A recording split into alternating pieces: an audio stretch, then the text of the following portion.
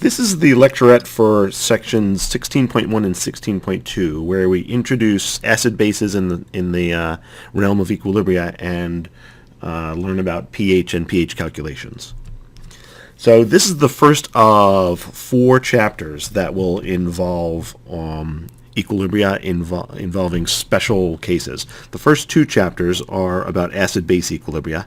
The first about just simple acids and bases solutions, and the second one having to do with solutions that contain both acids and bases. And then the next couple chapters are about precipitation reactions, that is the solubility equilibria of salts that we have up till this point been calling insoluble, and then complexation reactions, which are actually a subset of acid-base chemistry called Lewis acid-base chemistry. And eventually we will talk about simultaneous equilibria, where you have different reactions all in different equilibrium systems all in equilibrium together at the same time in one solution, simultaneously as it were. So in the area of acid-base equilibria, we'll be looking at pH and pOH, the relationship between conjugate acids and bases and their relative strengths. And then we'll do a number of calculations involving equilibria using ice tables, where we'll talk about determining the equilibrium constant for acids and bases. Those have special designations. Ka is the equilibrium for an acid reacting with water, and Kb is the equilibrium constant for an base reacting with water. And we'll learn how to predict pHs for given acid and base solutions. And then we'll talk about when, instead of acids and bases controlling the pH of a solution, we'll talk about when the pH of a solution controls the acid-base state. And that'll be important for some important biological systems like amino acids, and some geological systems involving carbonates. And then finally we'll talk about buffers and pH titrations. So we're going to start by talking about what acids and bases do. And the first kind of acids and bases we're going to talk about are Bronsted acids and bases. And the idea is that a Bronsted acid is an H plus ion, which is just a proton donor. So an acid is a proton donor, same thing as an H plus donor. And a base is an H plus acceptor. And so the only thing that happens in an acid-base reaction is that if I'm going to draw a reaction out here, HF reacts with NH3. And when they react, they make F minus plus NH4 plus. And the reaction involves simply this hydrogen going as an H plus ion, leaving the HF, and joining the NH3. So the HF is the H plus donor, and so it's the acid. And the NH3 is the H plus acceptor, and so it is the Bronsted base. All acids and bases involve make up pairs of the state that has the hydrogen ion and the state that does not have the hydrogen ion. So in the example we just looked at, the HF is the state that has the hydrogen, and so that's the acid state.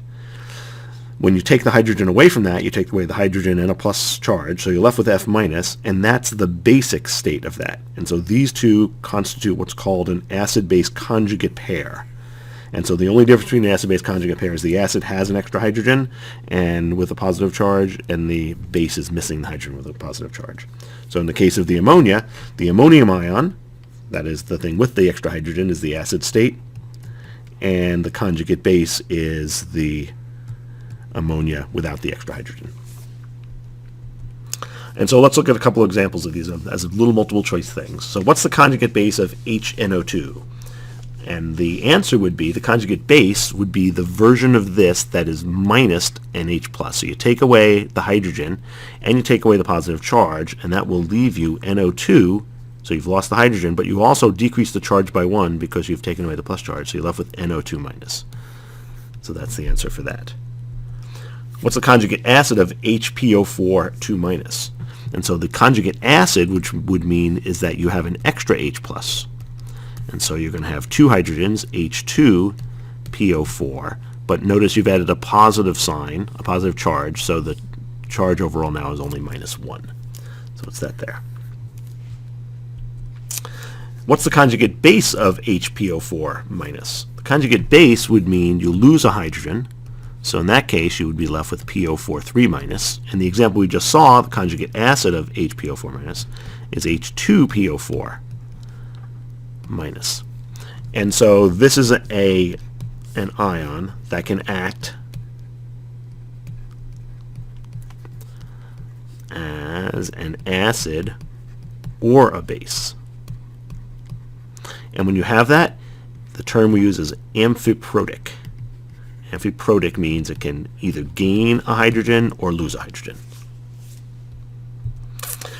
Later in the chapter, in section 16.3, we'll be looking at this big chart of acids and bases, and I just want to spend a moment with it just to tell you about its organization. The organization is that all of the acids are on the left side, and the conjugate bases are just on the right side. And so for every species over here, like for example HSO4-, the same species without that extra hydrogen is there on the right. So everything on the left differs from the things on the right just by a hydrogen. So in benzoic acid, it's C6H5CO2H. That hydrogen is the acidic hydrogen. It gets lost, and the benzoate ion is that without the hydrogen. And so acids are on the left, they have the hydrogen. Bases are on the right, without the hydrogen ion. Okay, just a brief introduction we'll come back to later on about Lewis acids and bases. It's a different definition of acids and bases, and there are actually a few different definitions of acids and bases. But for Lewis acids and bases, a Lewis acid is an electron pair acceptor, and a Lewis base is an electron pair donor. And the idea in a Lewis acid-base reaction is a lone pair of electrons on the base is used to make a new bond to the Lewis acid. And so the difference between donor and acceptor here is the electron pair ends up shared. And that differs from a Bronsted acid and base reaction. In a Bronsted acid-base reaction, as we saw here, a hydrogen ion completely goes from the acid to the base. So the acid loses the hydrogen ion, the base gains the hydrogen ion. In a Lewis acid-base reaction, the nitrogen in this case on the base has a lone pair. That lone pair ends up going from being just on the nitrogen to becoming a bond between the nitrogen and the boron. So nothing actually loses anything, but the Lewis acid ends up gaining a lone pair. So Lewis bases are things with lone pairs. And so that would be like ammonia. Water is a good Lewis base. Hydroxide is a good Lewis base. Even chloride ion can, under many circumstances, be a good Lewis base. So anything with a lone pair of electrons can potentially act as a Lewis base. Lewis acids come in two varieties, actually three varieties. Metal ions, so things like iron 2+, or even calcium 2+, things of that sort. That's one kind. Another kind would be electron deficient compounds.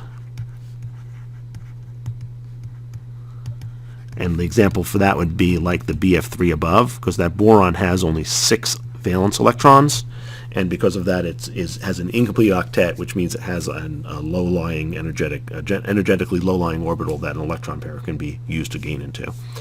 And finally, the last thing, we'll look at some examples of this in a moment, is organic compounds that have a carbon-oxygen double bond also act as Lewis acids, particularly at that carbon site. And we'll look at how that works in a moment. So an example of a Lewis acid-base reaction would be that between copper 2+ and 4 ammonias, where the ammonias go to make bonds using their lone pairs to the copper. So you end up with 4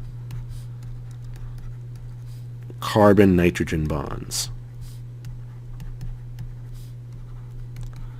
And that's making what's called a complex ion overall with a 2+ charge. And notice that in this case, a single Lewis acid reacts with 4 Lewis bases, and that often happens particularly when you have metal ions. Here's an organic reaction on the bottom that shows Lewis acid-base behavior without any electron deficiency to start with. Notice this first step here is a Lewis acid-base reaction. What happens is this lone pair on this oxygen here goes to make a bond to that carbon. You can see that bond is right there when we're done. But notice the carbon starts out with 8 electrons, so it doesn't have any electron vacancies, any orbital vacancies to accept that electron pair. In order to make that bond, what happens is one of these bonds goes to become a lone pair on the oxygen. So notice there's 2 lone pairs on the oxygen to start, but 3 lone pairs on the oxygen when you're done. And so carbonyl compounds will often do that. Carbonyl compounds are carbons with carbon-oxygen double bonds. Anything with carbon-oxygen double bond can accept a lone pair onto the carbon by taking one of the doubly bonding electron pairs and putting that just on the oxygen. In the same way, CO2, carbon dioxide, is actually an acid. And if you, for example, put that in water, what will happen is it will react with, let us say, hydroxide ion, which has a negative charge. That lone pair goes there, and what it ends up doing is it ends up making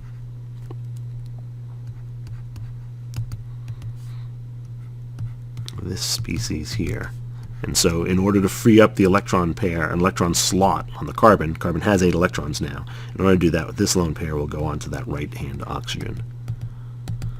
And so that overall has a negative charge now. And that's an acid because when CO2 is in water, it will consume hydroxide ion. Hydroxide ion is a base. If you lower the amount of base in the solution becomes acidic. And so carbon dioxide, if you just bubble carbon dioxide into water, the water becomes acidic. All right, now we're going to move to section 16.2 and talk about pH and pOH. The idea is that the pH of a solution is equal to minus the log of the H3O plus concentration. So let's first talk about what this H3O plus ion is. It's called the hydronium ion. And it's actually the same thing. Oh, let me draw that over.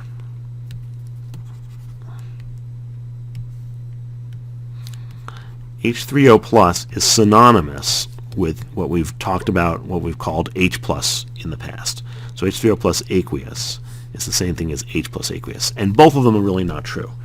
What happens if you have an H plus ion, you really just have a proton in solution. And what happens is that forms very strong ion dipole forces with multiple water molecules. And you probably have, because the proton is small, you probably have 4 water molecules directly bonded to that proton. And so that whole, essentially, assemblage has a positive 1 charge. And so when you write this, you really are talking about that. In order to make that somewhat more reflective of reality, where you have a proton that's hydrated with waters around it, we use the hydronium ion designation. And so starting in this chapter, we'll be using hydronium ion whenever we would have in the past written H+. So what happens is, for pH and pOH, there's a few things. First of all, the equilibrium between water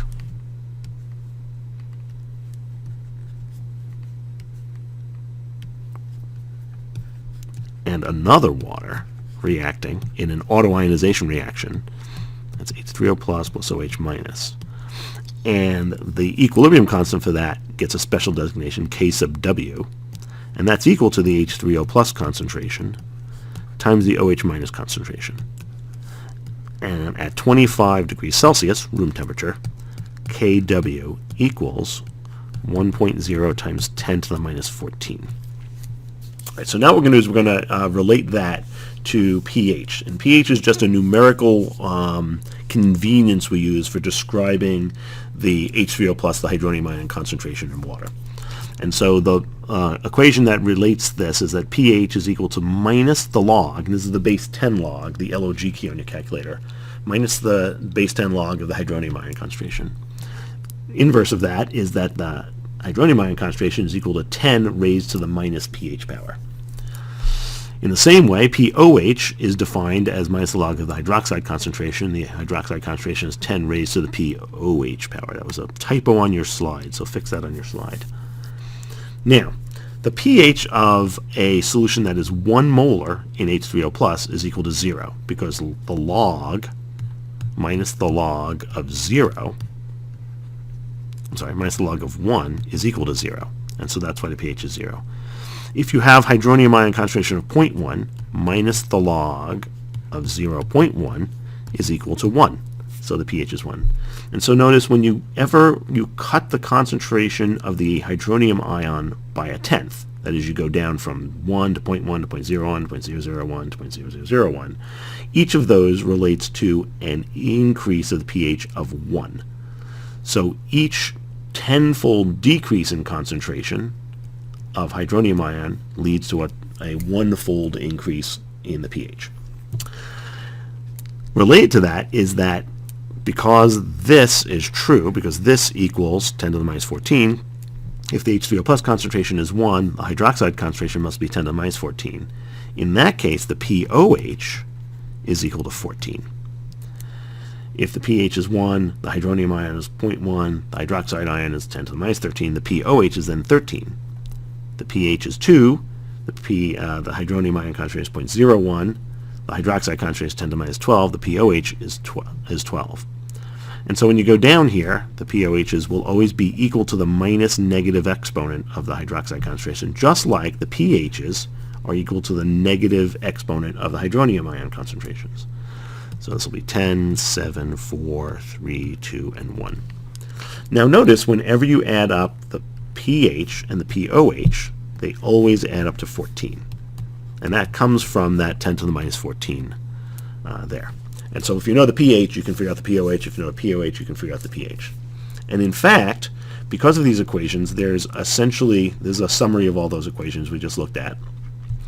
There's essentially a box you can make that shows all of the relationships getting from pH to POH to hydroxide to hydronium. So if you know any of these 4 things, you can find the other 3 by going along these calculations in these different directions. Now let's talk for a minute about acid-base solutions in terms of whether they are neutral, acidic, or basic. If you have equal amounts of hydronium ion concentration and hydroxide concentration, if those 2 are equal, the solution is neutral. That's what a neutral solution means. It's neither acidic nor basic.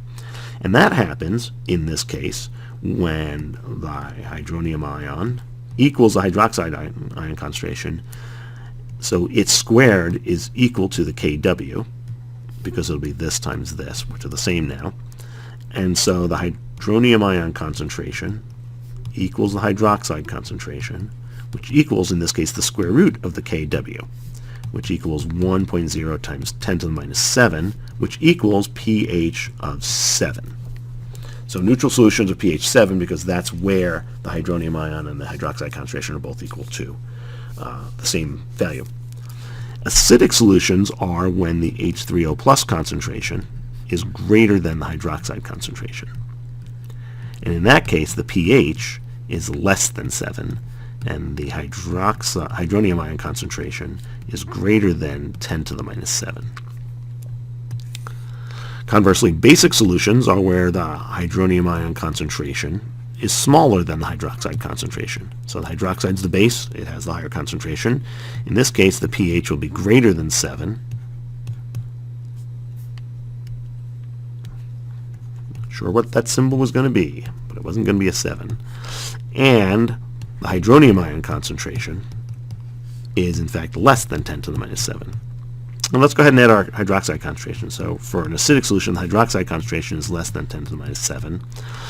And for a basic solution, the hydroxide concentration is greater than 10 to the minus 7. So the big picture is when hydroxide is greater than hydronium, it's basic. When hydronium is greater than the hydroxide, it's acidic. And when they're equal to each other, they're neutral. And so now we're going to do some examples of some pH, POH, hydronium, hydroxide relationships. So, first thing is, what is the hydronium ion concentration when the hydroxide concentration is 5.0 times 10 to the minus 3 molar? So we need to get from hydronium to hydroxide, and the place to do that is right here.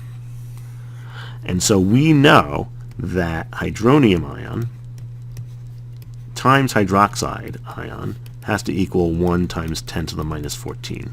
In this case, we know the hydroxide concentration. So the hydronium ion concentration, which is what we're looking for, is equal to 1 times 10 to the minus 14, whoa, get back there you, divided by the hydroxide concentration, which is 5.4 times 10 to the minus 3. And make sure on your calculator you're using your EXP or your EE button when you do these calculations. It makes it much less likely that you will make mistakes. Okay, and that comes out to 1.85, or let's say I'll do correct significant figures, 1.9.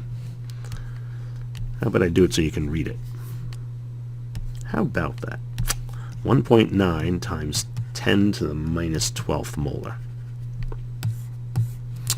Okay. Next, what is the pH of a solution where the hydronium ion concentration is 4.6 times 10 to the minus 5th molar? So we have the hydronium ion concentration, and we're going up to pH. And so the equation we use for that is pH equals minus the log of the hydronium concentration. So pH equals minus the log of the hydronium ion concentration, 4.6 times 10 to the minus 5. And you know that the pH is going to be somewhere near the value of the negative exponent of the concentration. So the pH should be somewhere around 5, somewhere between 4 and 5. And so when you put that in your calculator,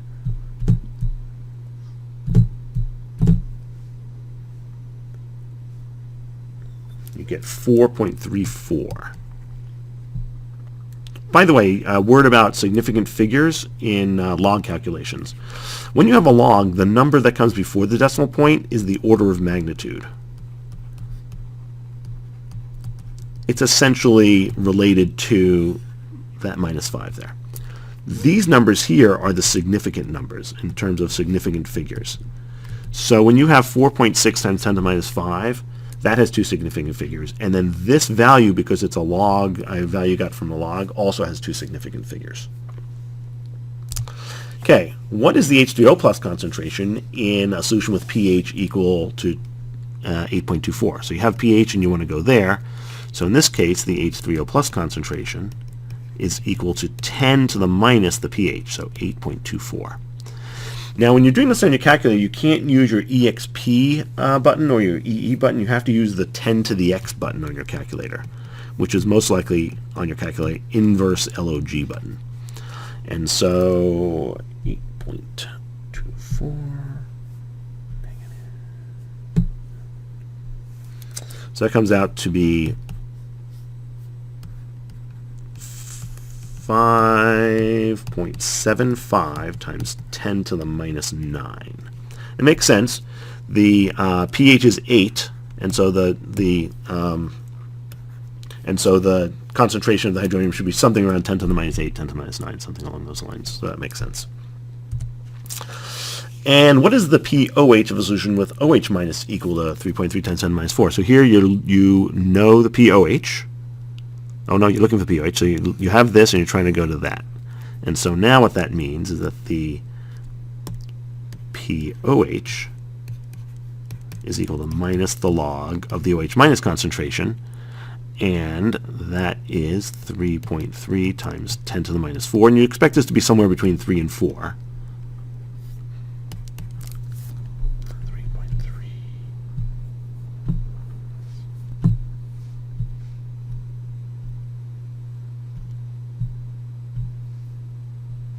That comes out to 3.48. And by the way, the pH of that same solution would be equal to 14.00 minus 3.48, because the pH and the pOH have to add up to 14. And so that comes out to be 10.52. All right. And in fact, here's just another version of that same question. What is the pH of a solution that has hydroxide ion concentration equal to that? So you basically start with hydroxide ion concentration, and you're looking for the pH. And you can go in two directions. You can use the hydroxide, turn it into hydronium, and then turn hydronium into pH in 2 steps. Or you can take the hydroxide, turn it into pOH, and then take the pOH and turn it to pH. That's what we did in the last time. So this time we're going to go this route. So the hydronium ion concentration, using this relationship here, is going to equal 1 times 10 to the minus 14 divided by the hydroxide concentration, 2.4 times 10 to the minus 3. And what we're doing there is we're using the fact that Kw equals the hydronium times the hydroxide. And we're solving for the hydronium. And so that equals